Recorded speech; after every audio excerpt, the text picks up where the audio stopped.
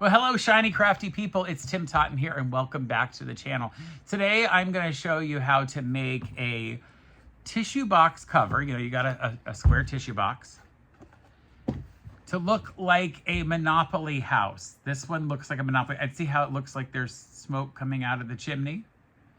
Now, I want to tell you, first of all, why I decided to make this project. And then I'm going to tell you why you shouldn't try to make this project. Okay, a couple of years ago, I started a thing called the Amazing Race for charity in my town. We've done it for more than 10 years. It's raised amazing amounts of money for local charities. It's an adventurous 5-mile race course across the city. Teams of 2 do 20 wacky, crazy, fun, unusual challenges. One year, we built a huge Monopoly board, like a life-size, human-sized Monopoly board that they went around it. And when the game was over and the whole day was done and everyone had a wonderful time, I didn't want to throw all those pieces away because they were like all hooked together. They're made out of like yard sign type material. So instead I took the Go sign and put it in my guest bathroom in my my downstairs under the stairs bathroom, and put it at an angle. It was so funny because it says Go and it's in a toilet, right? It's at a toilet. Now it'd be even funnier if the arrow faced down. I'm going to show you a picture of what it looks like in the bathroom right now. It would have been funnier if the arrow had pointed down, go like right to the toilet, but whatever. I only had that sign in there and then I just had it decorated normally. But Brad was talking to me and saying, you know, we should really decorate some of the rooms a little differently. I'd like to paint the bathrooms. We hired my nephews to paint the entire house. They have a painting company called Painters Painting. They're very lucky that their last name is Painter. It just kind of made sense what they would do for a living.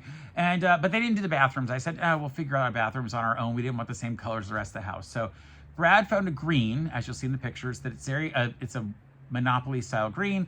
And then I also still had several of the signs for Community Chest and Chance. So Brad put those up on the wall and I said, oh, what are you gonna do for some other pieces? And we thought about trying to find a little Monopoly house or hotel designs. And I came up with, I could make a cover for tissues. And I thought, oh, this will be so easy. Now, I record these intros at the end. It's the very last thing I do before I put everything away. So I'm recording this after having made this. You're not going to see me having made it until after you finish watching this part. This was not fun. So I'm telling you right now, please watch so you can see me struggle. My ideas make sense. There are definitely some things you can do a little differently. Maybe get a hot glue gun in here for parts of it rather than trying to sew every bit of it. This entire thing is sewn. And trust me, when you got to put all these multiple pieces together, that's a little bit of work. Check it out and join me down at the cutting table so you can see what materials you need to get started, and you'll see a much more excited Tim who really thinks that the future is going to be bright and that this project's going to be easy. Oh, I wish he had known. So right, I'm going to need a couple things for this. Specifically, I'm going to use some stuff called Fuse and Shape. Fuse and Shape, it's heavyweight, two-sided fusible interfacing. This is from Pellon. It's really great. This is a value size, which is only 15 inches by 36 inches, so not really huge. But and when you open it up, you'll see the instructions here have a couple, actually has a project in here that you can make, but on the back is the actual instructions.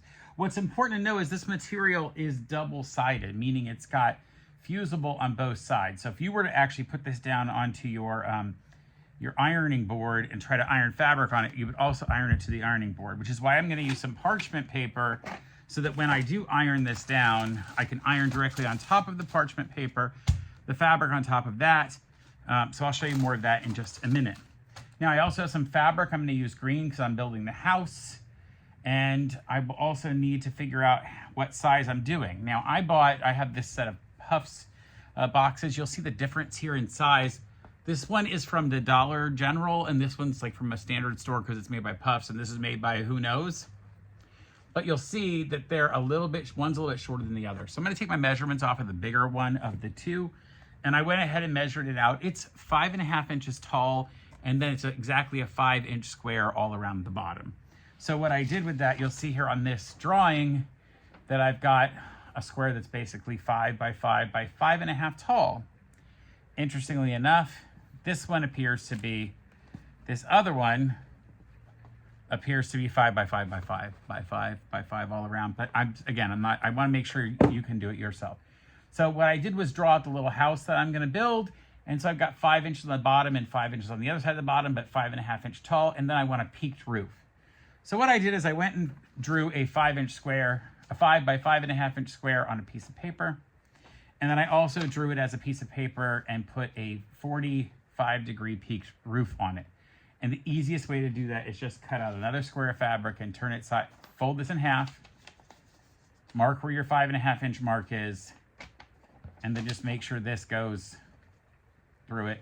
Or you can actually just get a measuring tool that does 45 degrees. So when I measured this, this is 3.5 inches. So what I've done is cut out of my other material, I cut 2 5.5 inch pieces, 2 of the wall pieces for the roof, and 2 of the actual roof pieces. So these are gonna go, basically, these will go next to each other, and these will go on top of here and fold down. So what you'll get is a shape that does, if I can do this, this will be amazing. Shape that does that. Pretty easy to do. So the shape will basically become a little house. Now the best part about this is now that I've got this done and I have my paper that I'm gonna fuse it over top of, I can literally just lay out a piece of this, and put my fabric right on top. And I wanna leave a little bit of space around, so I really wanna leave a little bit of that room around it because I need seam allowances to be able to stitch. So I'll just flip it over on top of that. This calls for no steam, so I don't have any steam in the iron. I do love steam in an iron. Is it warm? It's not even on. Let's turn the iron on here. So give it a minute to warm up. You could go through and actually cut out your fabric pieces in advance. You could go through here and just sort of rough cut some pieces so you're gonna get, I will accurately cut it later, but I just want to rough cut that. And the same thing, you could rough cut it for this one. And it doesn't matter which side you put on because both sides have the pressing stuff on it. Doesn't matter. So again, I'll flip that over. I'm only putting material on one side of this because I don't really care about, I'm not worried about what people would see it. Are they gonna take the thing off? Like if somebody gonna be in my bathroom and take off the tissue box cover? I mean, if they do, they get to see unfinished other side of the fabric. But I want that other side to be something I can iron on because of how I'm gonna finish this. So I'll show that to you in a little bit. Now you need to make sure that at the bottom you've got enough material to roll over because later that's how we're going to finish it. We're going to roll this over and iron it down once we've stitched all the way around. This only takes about 5 seconds to hook on, so that's now, it's on there and it's not going anywhere. So I'll move that one out of the way and I'll just keep doing that as I go along. And in fact, for some of these I can do several pieces. I can do this and the 3.5 inch piece together. Again, I'm going to trim this later to be the right size, but I will take that one and this 3.5 inch piece. Now, this is the bottom. This is 5.5 here. So what I have to make sure I do, maybe I'm going to do too much. I want to make sure I leave room. I'm just going to do it this way. I don't want to mess it up. I want to make sure I still have plenty of that space down there. And you only need about 5 seconds on this thing to get it to hold. So that one's done as well. I'm just going to keep cranking along. And when I get them all done, then I will show you how to trim them.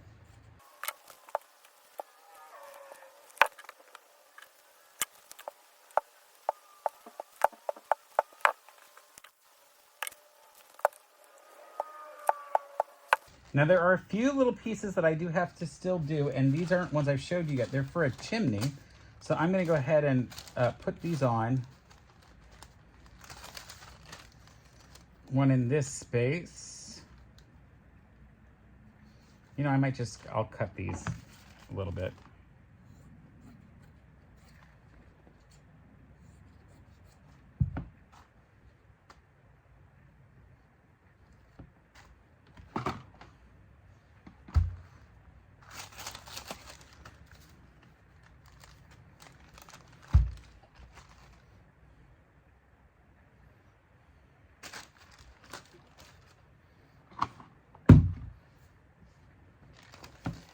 last one is here.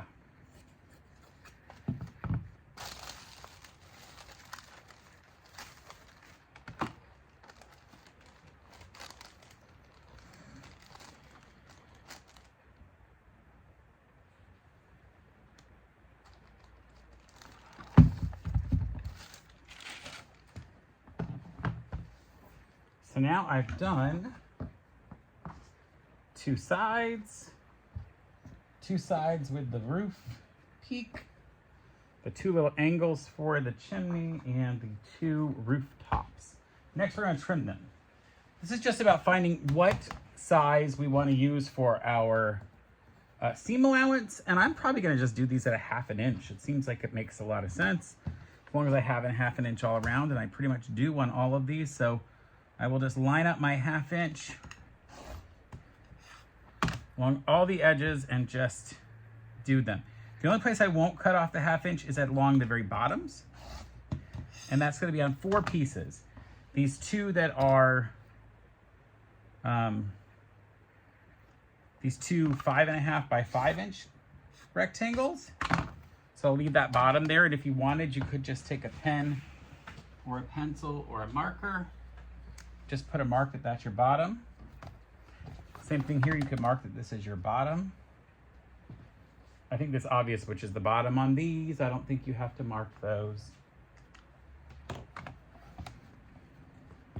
So one of those is now finished, and I'll just do the other one. Just a 1/2 inch around the 3 sides that are not the bottom, the 2 sides and the top.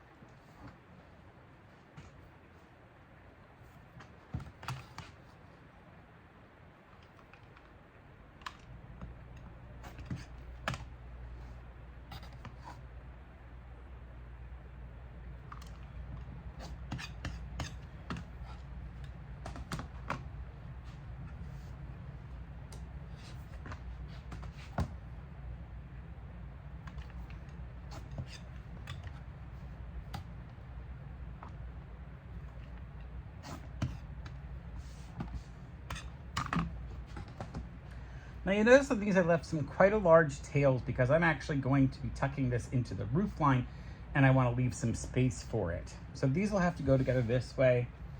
The other thing I need to do is make a hole in the roof line for where I want to put my chimney.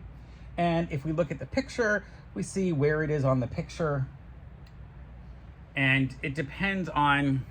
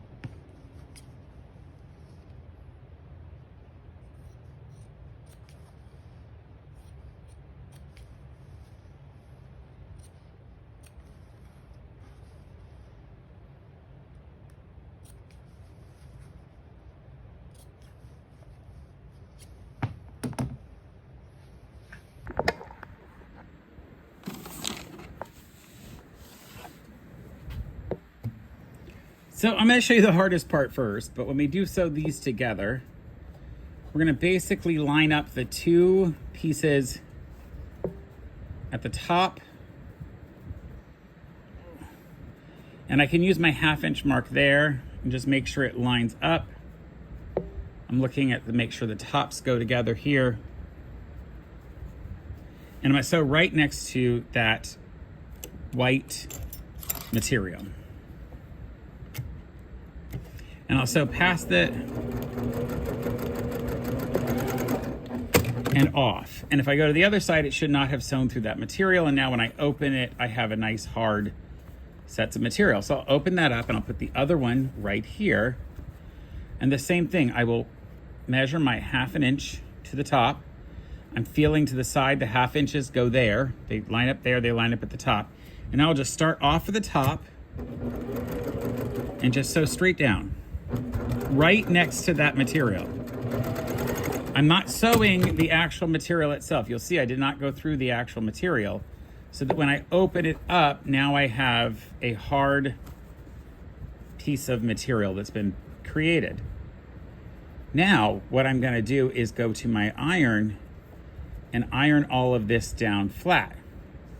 So I'll iron this over using a piece of parchment so I don't, and then that will give me my finished piece when I go to hook it in. But this is the last thing I'm gonna work on now that I've got that out of the way. I can start on the other pieces. So I've made the better piece now. You'll see here, this is gonna have to be the size so that we can get the chimney to fit in. So that chimney is gonna go in here. That chimney will fit onto this piece in this manner. And it'll get ironed on and in that space. So much fun. Well, okay. So I'll show you that in just a minute, but first I'm gonna start putting together some of these pieces. Specifically, we're gonna put a roof attached to one of the sides. So we'll actually flip them over, line up the two corners and sew right across, because we're gonna sew right next to the white. And I'm just gonna sew right off the end. Now I could use my 1/2 inch measurement on my guide on my machine if I wanted to, but I can see right where I'm going right next to that white. Now I'm using white thread so you can easily see it. And now when that opens, you'll see how it's created that corner for me. I'll do the other one as well. The other side and the other roof piece, which is hiding around here somewhere. Ah, there it is. So we'll line up. Let me find out where the bottom was. That's the bottom, so I don't need that one. I need the top here.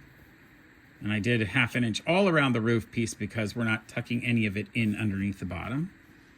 So I'll just line it up.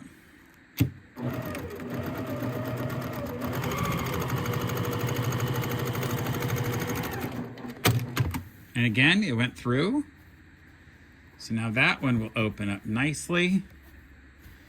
And then what I can do is go ahead and I could sew these sides on and you just pivot at the top corner, because then that'll pivot this way. So what I think I'll do is just sew the sides on to match to those corners. I'm gonna touch back in the background to see how far it is, because remember I didn't trim the bottoms at a certain height. And I'll go just from this point here down. Just start right at that point. I don't want to start any further. I'm using a relatively long seam stitch because if something goes wrong, I can easily pull it out. Let's go right off the end of that. So now we open that up and you'll see that we're perfectly fine and that corner goes. So those will actually come together like this in just a little bit. See how it's starting to build a house already? I'll zoom you out a little bit more so you can see what I mean. Okay, and then I'll make another piece like that from here. Open this one up. Line them up. And I'm gonna make sure that I feel at the bottoms where these 2 points will line up. I'm kind of put my finger at the bottom, and you could look this way, you could see here and go, okay, do they line up? More accurately, I wanna make sure that when I stitch, I finish coming over that way. And I only want to go to this point. Remember, I'm just stopping right at this point.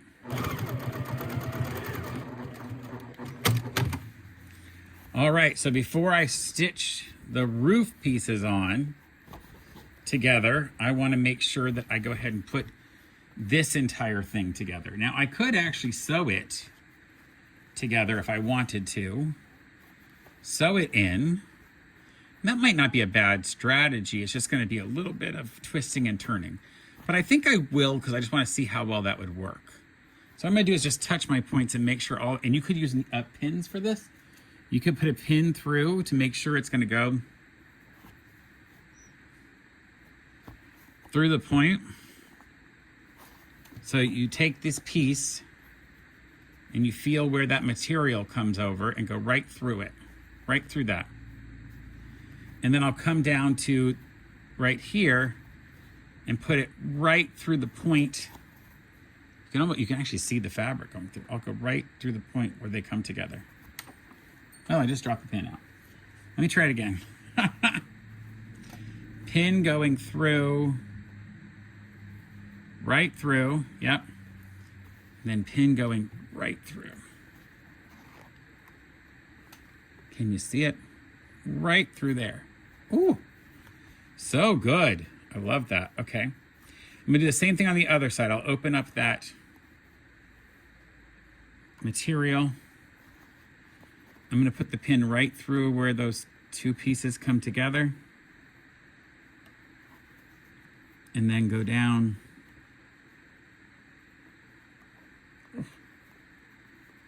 And put the pin through right where the fabric comes together.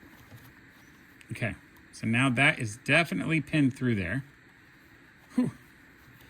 And I'm gonna put it into the machine and just take the pins back out. I know that sounds weird, because why would you do that?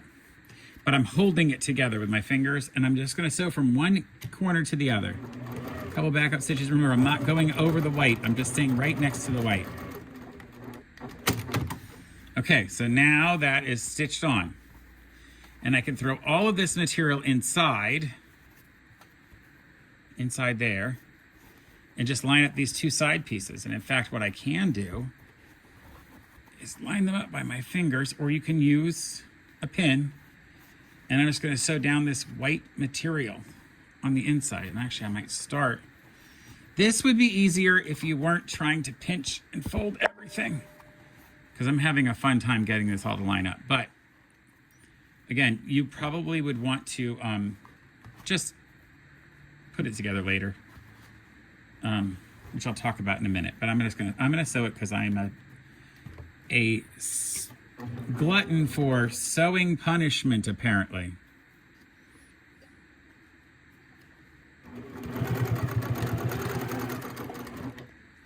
Let's see if it worked. Well, it didn't work. It kind of worked though, so I'm gonna go with it. I'm gonna be okay with it. I'm all right with it. I'll put it back again. I'm gonna line up these two pieces. You see, if I kind of finger press them, I can see where they need to line up. I actually could do that. Let me do that. Let me just do that. Ooh, that's so good. And then I'll let it open, and I can just come sew right along that white. Ooh, this is gonna be better. Ooh. You could also hand stitch it if you want. I'm really holding everything in place. Pins or clips would actually be your friend here, but I'm not worried about it. That one was so much better. Look how good that was. Oh, that's still off a little bit. Let's see if it goes. Well, it's still a roof though. I mean, it still works.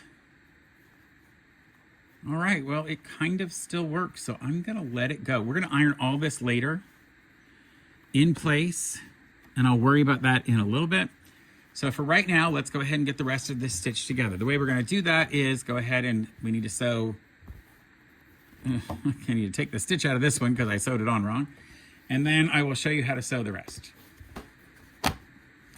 So what I did wrong with this one is I sewed it on the wrong side. I need to sew this piece to here.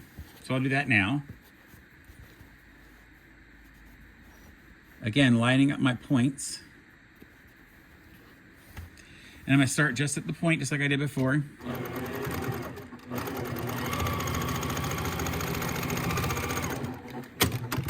All right, then do the same one here. Face this one down. Line up my points, make sure that we are lined up at the bottom. What I've enjoyed about doing this so far is that I've only made 1 or 2 big mistakes.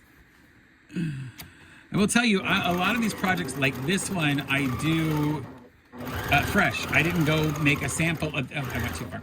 I didn't go make a sample of this one because I didn't want to get it wrong. I didn't want to like, I wanted you to see my process as I create this. So that's what I did. I gave you my process.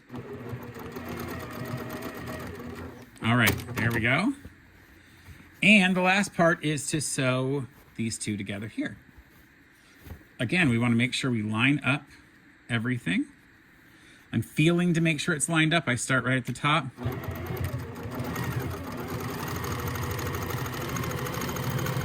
All the way off the end. Okay, and our last step is to sew the two tops together. I'm gonna sew the lids together, and I'm gonna sew these two sides together. So this is the hard part where we get all of this stuff coming together at the same time. The best thing to do is literally just to flatten this out as best as you can. And start at the top and start sewing it together. So I'm flattening it out as best as I can.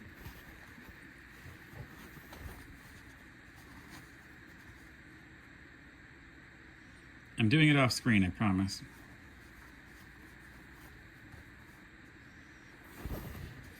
And it's going to fold a lot of these fabrics right here in the corner, but that's okay.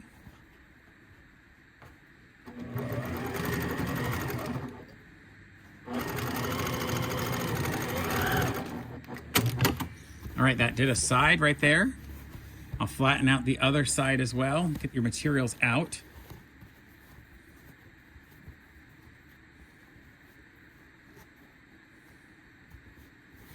Before I do all that, actually, I do have to sew. Oh, forgot I've got all these angles to go together. Let me sew this other corner like I should have done already.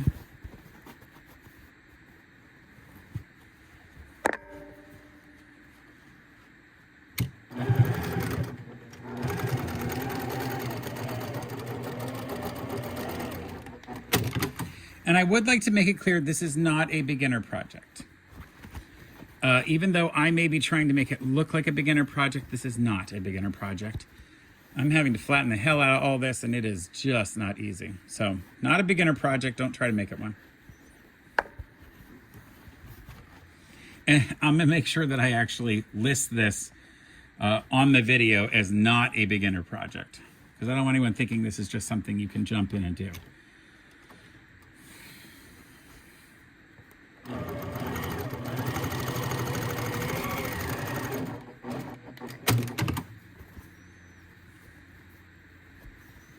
All right, we're almost done. I'm gonna flatten out this particular corner because I think I can do it this way. Yes, I can. No, it's gonna take a minute to get it. Wonder how many of you enjoy watching me struggle on these ideas. Ooh, some of this probably should have been glued rather than sewn. You ever get that where you see a project and you go, yeah, I should have glued that. That would have been better to glue it. That's a glue project next time. This is a glue project next time. Not necessarily a fabric project. Mostly because you're having to get 6 sides to go together, and that's crazy already.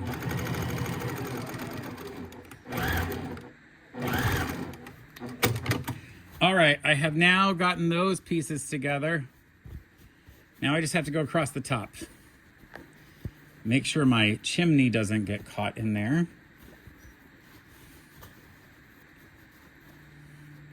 Again, did I tell you that this is probably not a good beginner sewing project? I hope I did.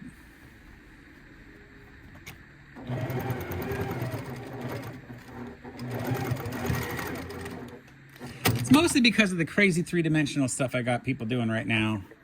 So as you're watching me do this, just think Tim is crazy and should probably bit off more than he can chew. Okay. I also have 3 different levels of fabric coming together right here. So How do I get this to go? Oh, that's fine. I'm going to pull and twist this and flatten things out. I'm really going to smash this house down.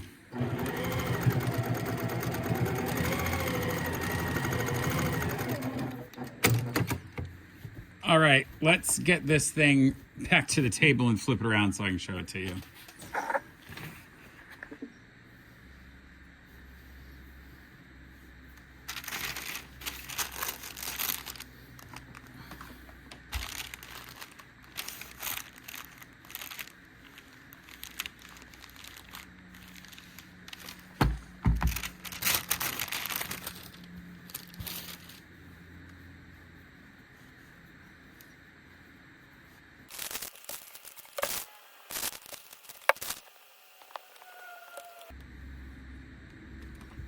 This would be a great place if you had a tiny little iron that you could get into. That might be helpful to be able to iron that into place. I'm going to try to do this as well as possible with this tiny iron, with this big iron, I mean, in this tiny space. If I had one of those little irons, it would be much more useful, but I'm going to do what I can.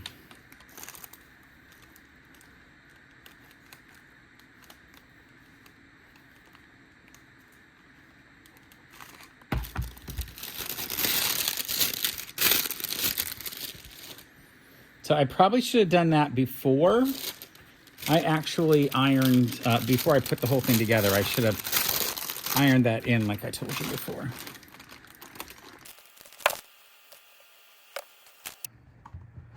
All right, so there it is finished. It looks really good now, but oh, it's a lot of work to get it to this point. I want to show you how we do it.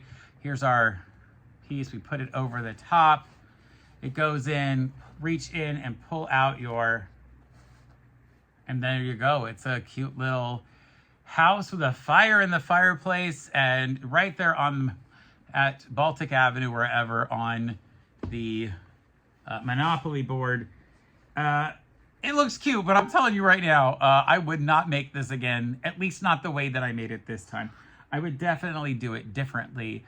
And maybe at some point in the future, if I get over the trauma of having made this one, I will show you what it is that I would do differently. Most likely, what I would do is go ahead and use hot glue to put this whole thing together. It would have been a whole lot easier, I think, and it would have been it would have popped together a lot faster. So there you go. That is the Monopoly House tissue box cover, you know, for a tissue box. I hope if you're really crazy that you'll try it out. Or maybe just go play Monopoly and enjoy yourself. It's way more fun than trying to put this thing together the way I showed you now. But use that, what was it called? Press and shape, or I lost the name of it. Well, you saw in the video. Use that material to make some really cool stuff, but maybe not this. Until next time, stay crafty. Bye for now. Right now, you don't even want to see my bathroom at home because I already committed to making a hotel version for the toilet paper on the back and of the toilet seat, and I don't think I'm gonna be able to do it.